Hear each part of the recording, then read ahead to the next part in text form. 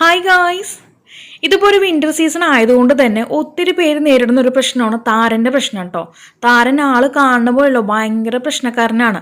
നമ്മുടെ മുടിയിലായിക്കോട്ടെ അല്ലെങ്കിൽ നമ്മുടെ ഡ്രസ്സിലായിക്കോട്ടെ അവിടെ ഇവിടേക്ക് ആയിട്ട് ഇങ്ങനെ വെളുത്ത പൊടികളായിട്ട് നമുക്ക് ഇങ്ങനെ ഉണ്ടാവും. ഭയങ്കര മോശമായിരിക്കില്ല അതിങ്ങനെ വന്ന് താരനായിട്ട്. നമ്മൾ പിന്നെ ഏത് നേരം നമ്മൾ തലയിൽ തന്നെ ആയിരിക്കും നമ്മുടെ കൈ ഇങ്ങനെ ചൊറിഞ്ഞുകൊണ്ടിരിക്കും, ഭയങ്കരമായിട്ട് ചൊറിച്ചിലാണ്.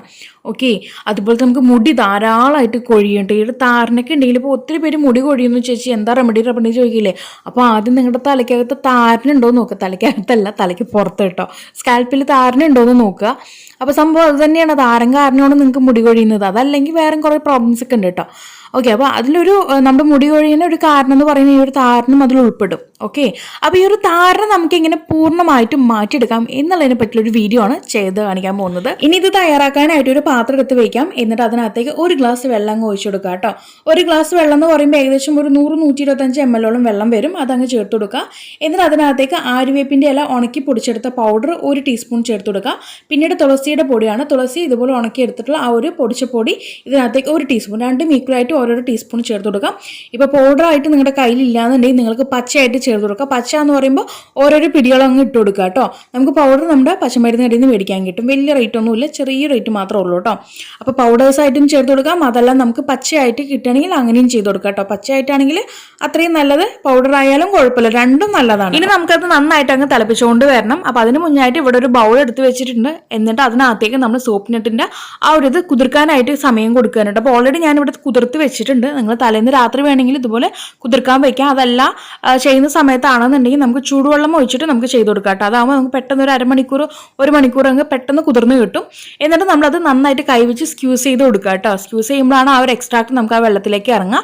അതിനകത്ത് കാണുന്ന ആ ഒരു കുരു നമുക്ക് വേണ്ട, ആ മേൽ കാണുന്ന തോലുണ്ടല്ലോ അത് നന്നായിട്ട് കൈവച്ച് സ്ക്യൂസ് ചെയ്യുകയാണെങ്കിൽ ആ എക്സ്ട്രാക്ട് കംപ്ലീറ്റ് ആയിട്ട് നമുക്ക് ആ ഒരു വെള്ളത്തിനകത്തേക്ക് കിട്ടും കേട്ടോ. അപ്പോൾ ഈ രീതിക്ക് നിങ്ങൾ ഈ ഒരു മെത്തേഡ് മാറ്റി അങ്ങ് വെക്കുക.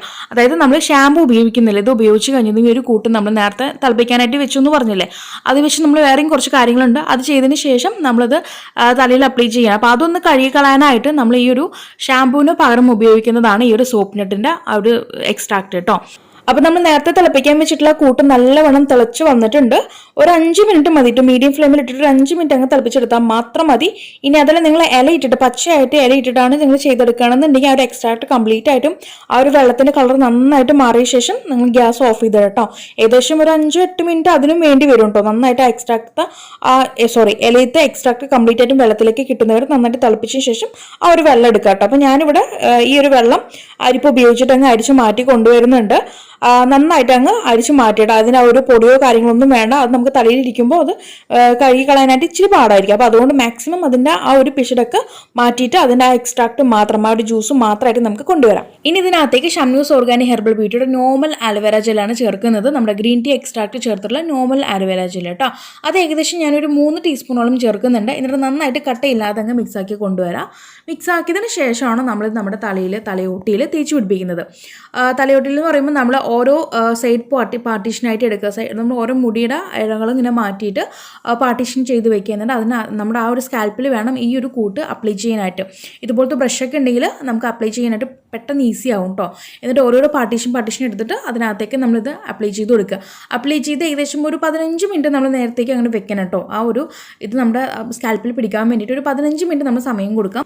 15 മിനിറ്റ് കഴിഞ്ഞതിന് ശേഷം നമ്മൾ മാറ്റി വെച്ചിരിക്കുന്ന ആ ഒരു സോപ്പ് നെറ്റിൻ്റെ എക്സ്ട്രാക്ട് ഉപയോഗിച്ചിട്ട് തല കഴുകി വരാവുന്നതാണ് കേട്ടോ. അപ്പോൾ നമ്മൾ ഷാമ്പൂവിന് പകരമാണ് ഈ ഒരു സോപ്പ് നെറ്റിൻ്റെ എക്സ്ട്രാക്ട് ഉപയോഗിക്കുന്നത്. അപ്പോൾ ഷാമ്പൂ ഉപയോഗിക്കുന്ന ആ ഒരു പതിയോ നോരയൊന്നും ഇതിനകത്തുനിന്ന് വരത്തില്ല. പക്ഷെ നമ്മുടെ മുടിയും അതുപോലെ തന്നെ സ്കാൽപ്പ് നന്നായിട്ട് ക്ലെൻസ് ആയിട്ടുണ്ടാവും കേട്ടോ. നല്ല രീതിക്ക് വൃത്തിയായിട്ടുണ്ടാവും. എന്തുകൊണ്ടും നമുക്ക് ഷാമ്പൂവിനേക്കാളും ഏറ്റവും സേഫ് എന്ന് പറയുന്ന ഈ ഒരു സോപ്പ് നെറ്റിൻ്റെ എക്സ്ട്രാക്ട് തന്നെയാണ് കേട്ടോ.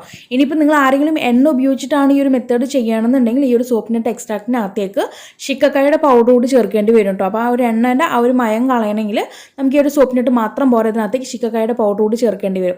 അപ്പോൾ ഞാനിവിടെ മെയിൻ നമുക്ക് താരനാണ് പോകേണ്ടത്. അതുകൊണ്ട് ഞാനിവിടെ എണ്ണയൊന്നും വെച്ചിട്ടില്ല.